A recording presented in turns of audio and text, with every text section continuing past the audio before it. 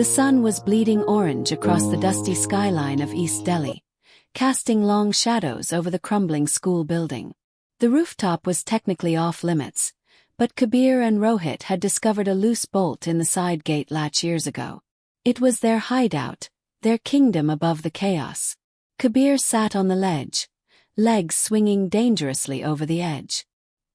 He was thin, restless, with hair that refused to stay in place and a habit of always looking at the sky, as if expecting answers to fall out of it. In his hands was a worn-out notebook full of scribbled headlines and half-written articles. Rohit, broader and calmer, leaned against the wall, sipping a warm Coke that had lost its fizz. He was grounded, the kind of guy teachers trusted with classroom keys and parents liked without knowing why. Kabir broke the silence. Do you ever feel like this place is too small for your dreams? Rohit smirked. I think your dreams are too big for the planet. I'm serious. I want to go places. Write about revolutions. War zones. Real people. Rohit shrugged. I want to keep the press running. My dad's breaking his back trying to make ends meet. I owe him that much. There was a moment of silence between them. Not uncomfortable, just heavy with understanding. Two friends standing on the edge of very different futures. Then Kabir said, We're gonna lose each other, aren't we? Rohit looked at him, for once without the usual sarcasm. We don't have to. Kabir stood, brushed his hands on his pants, and extended a pinky. Then promise me. No matter what, where we are, who we become, we meet here. Same place. April 12th, 2025. Rohit hesitated. The weight of that promise felt bigger than either of them realized. But he locked pinkies anyway. Deal. Right then, the school bell rang for final dismissal.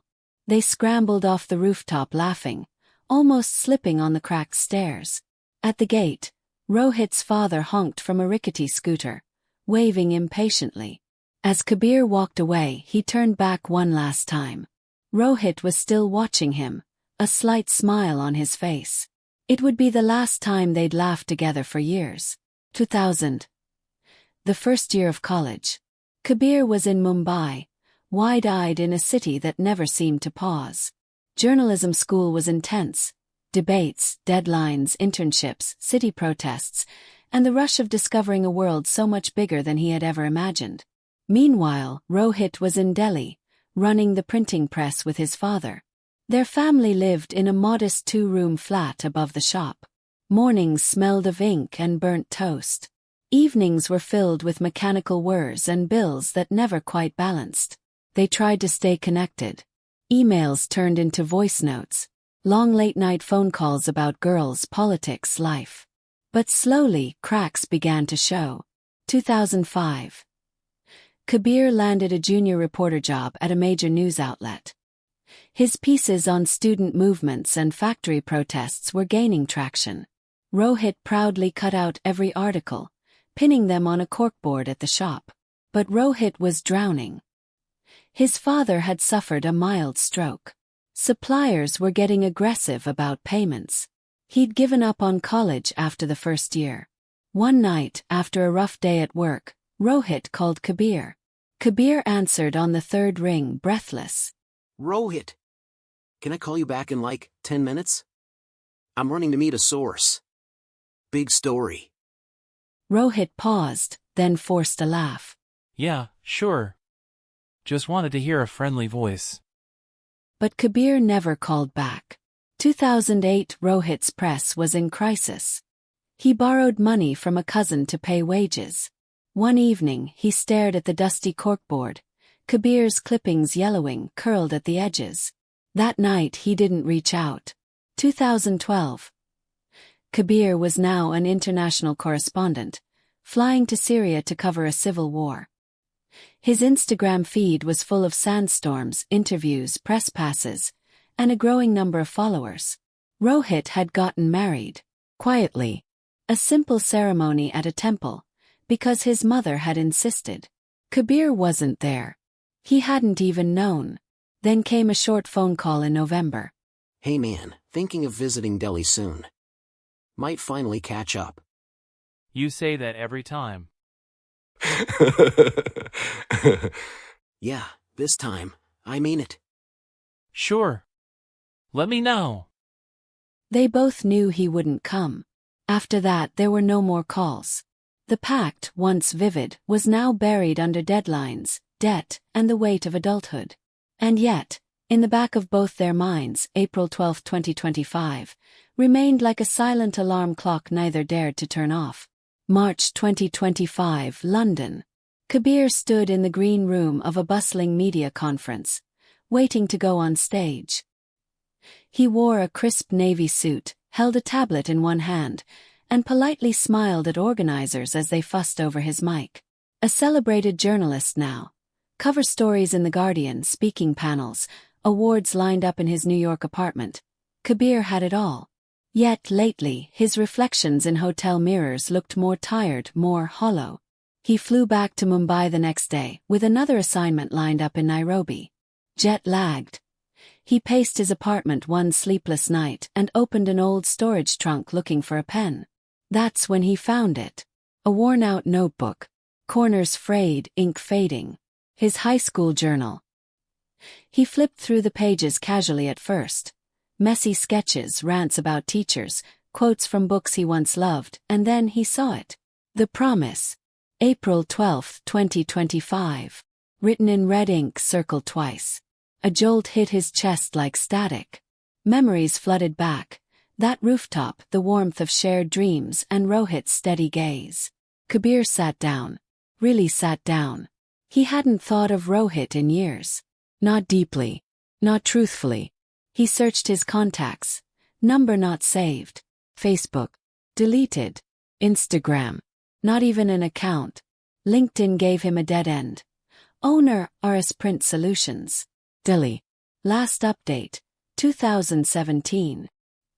He rubbed his temples, suddenly overwhelmed by a guilt he couldn't explain. What kind of friend just forgets?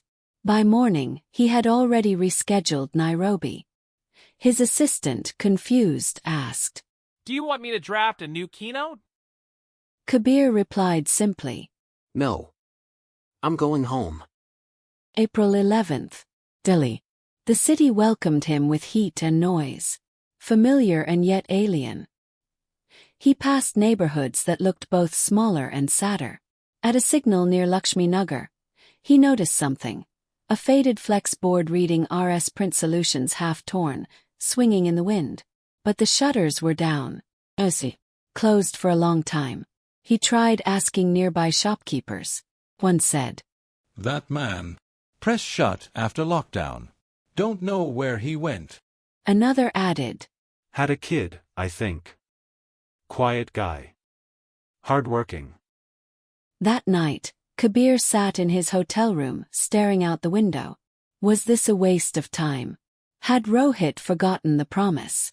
Or worse, was he gone? Still, something in him refused to let go. He knew he had to go to the terrace. Even if it meant standing there alone. Even if it was foolish. April 12, 2025. The date had arrived. Kabir put on a simple kurta, almost ceremonially. His cab wound through narrow lanes toward the old school, now repainted with newer gates, but the soul still familiar. The watchman asked who he was. Just visiting an old friend. Kabir said and climbed the stairs. The rooftop hadn't changed. Same broken ledge. Same hum of distant traffic. The air smelled like dust and nostalgia. He checked his watch. 6:05 p.m. He waited. And waited. 6:45 p.m. He shifted on his feet. Maybe Rohit moved on. Maybe he laughed at the memory of it all. 7:15 p.m. The sun was setting. A repeat of that evening in 1998. The step. Not hurried, not loud. Just calm, deliberate steps. Kabir turned. There he was. Rohit. Older, yes. Hair graying at the temples, shoulders slightly hunched, eyes a little tired, but unmistakably him. He held 2 cups of chai in his hands. Didn't think you'd remember. Kabir swallowed hard. He couldn't find the words. So they just sat. Two old friends. Two very different lives. One unshaken promise. April 12, 2025.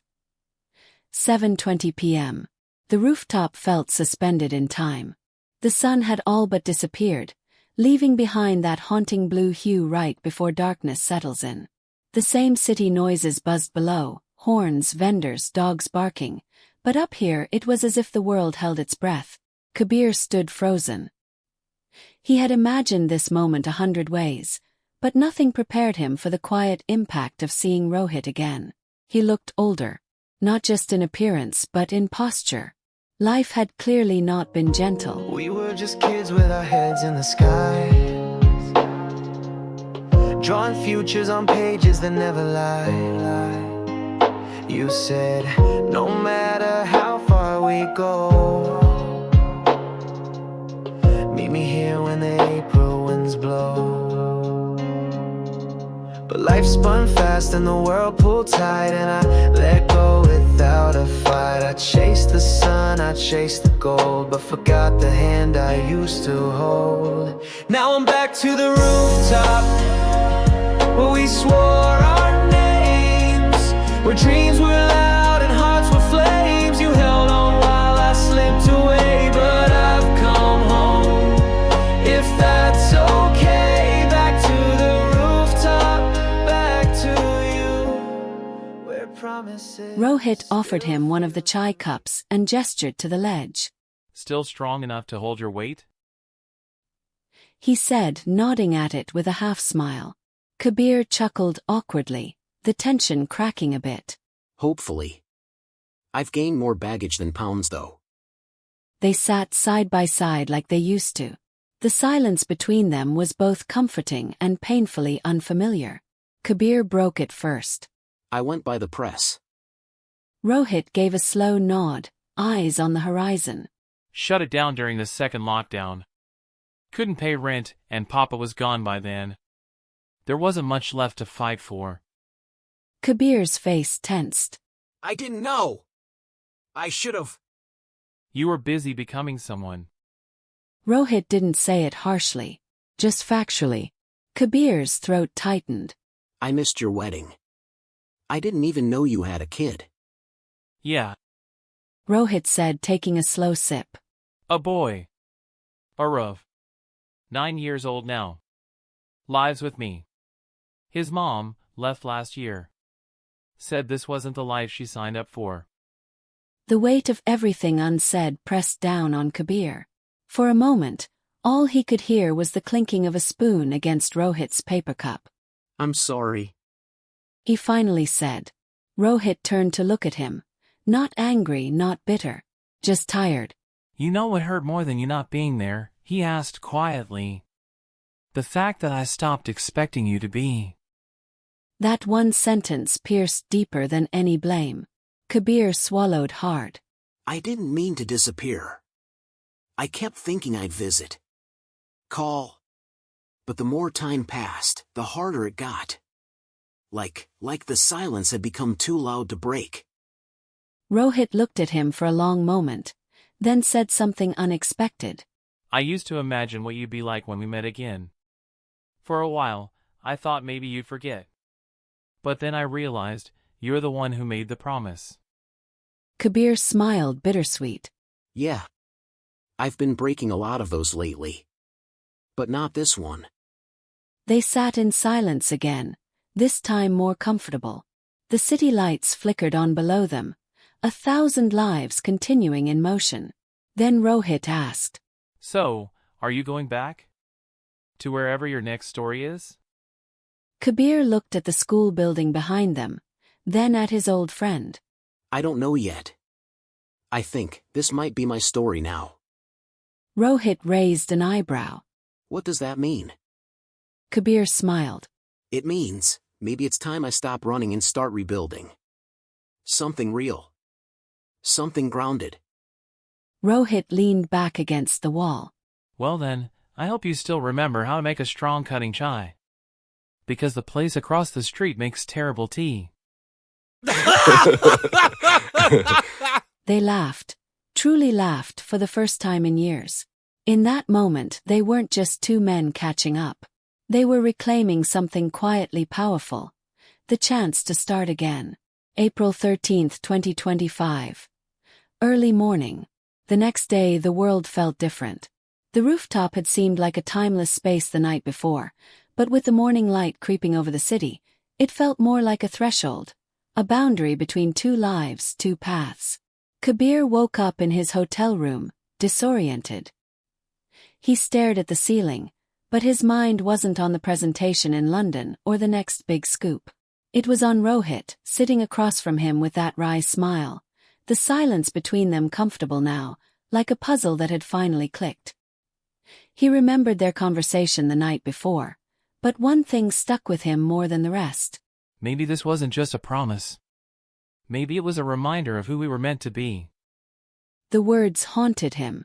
Was that just a throwaway statement? Or had he finally figured out something essential about himself? Something he'd lost along the way. 7:30 a.m. the same day. Kabir left the hotel early and went straight to a small tea stall across from Rohit's old press. The stall was run by a woman with a welcoming smile, and the smell of chai hit him immediately, grounding him in something real, something familiar. As he sat on the wooden bench, Kabir couldn't help but feel like a stranger in his own city. Everything was louder now, more chaotic, but somehow there was a clarity in the noise. He was beginning to see things for what they were, and his life, his choices, suddenly seemed very far from what he had imagined as a young man. Rohit texted him asking if he was awake. A simple Yes. Was all Kabir responded, followed by, Let's talk. 11 a.m. at the press. Rohit's press shop was now a shadow of what it once was. The walls, once bright with images of flyers and local ads, were now coated in dust. The machines that once hummed with constant activity sat idle. Welcome to the graveyard of good intentions. Not much of a press anymore. But I get by. Kabir could feel the weight of everything that had happened, everything Rohit had carried alone. He knew it was time to face the truth. I should have been here. I should have done more. Rohit looked at him, his eyes not angry but tired. I didn't need you to save me, Kabir. I just needed, I don't know, maybe a text every now and then. We were so close once, man. But somewhere, it stopped feeling like we were friends. It just felt like you were living in a different world. And I was here. And that was that. Kabir felt the sting of those words. He had never realized just how much his success had pulled him away from Rohit, not physically but emotionally. In his pursuit of the next big story, the next trip, the next headline, he had lost sight of the person who had been there for him through everything. I'm sorry, Rohit. I thought I was doing it for us. But I think I was doing it for me. Rohit's eyes softened slightly. You've always had that fire in you. That's why I admired you. But sometimes, Kabir, you gotta remember the people who helped light that fire, too. I know. I've learned that now. But can we try again? There was a long pause, a moment where time seemed to stretch between them. Kabir realized he wasn't just asking for forgiveness. He was asking for a second chance. Not just as friends but as the people they were supposed to be, the ones who made that promise. Rohit didn't speak at first. He simply turned and walked toward a corner of the shop, pulling out an old file box from beneath the counter. He rummaged through it, pulling out a familiar object, a framed photograph. It was their graduation photo. The two of them side by side, grinning in their school uniforms. The photo, though faded, was a reminder of simpler times, before careers, before disappointments. Rohit handed it to Kabir. We were supposed to go places, right? Maybe it's not too late for that. Kabir took the photo, his fingers brushing the glass. It's not too late, he said, his voice filled with something deeper than just regret. It was the recognition of something that had always been there. The possibility of real connection. we can still be a part of each other's lives, no matter how far apart we've been. Rohit nodded slowly, a small smile tugging at his lips. Let's start by making a better chai, yeah? The one I make is terrible, but you used to be pretty good at it. Kabir smiled for the first time in what felt like years. Deal. I'm not sure how, but I think we're gonna be okay. Later that day, 2 p.m., Kabir stood outside the press, the city swirling around him. He wasn't rushing anywhere now. The noise of Delhi didn't feel overwhelming anymore. It felt like a soundtrack to his own transformation. Rohit walked beside him, talking about a small business idea he had for printing local flyers. Kabir's mind started to shift, to see things differently. Maybe, just maybe, his next story wouldn't be in the war zones or the capitals of power. Maybe it would be here in these streets with these people, telling stories that mattered to the ones who weren't getting heard. His phone buzzed with a reminder for his flight back to London. But for the first time in years, he didn't feel the urge to leave. Instead, he felt something stirring in him, the beginnings of a new chapter.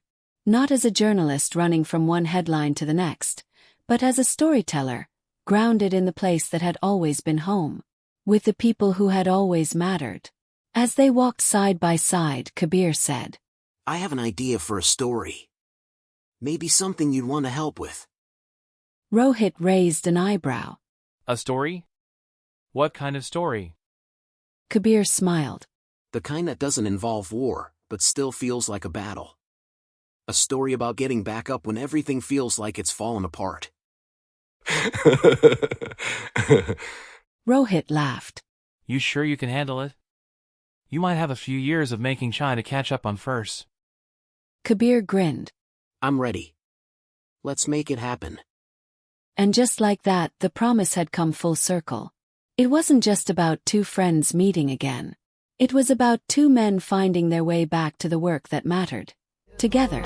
We didn't plan. You raised a child, I built my brand. But in hotel lights and runway signs, I lost the map that once was mine. I found your name in a folded page, torn and faded by time and age. And all at once I couldn't breathe, so I came back hoping you believe that I'm back to the rooftop where we swore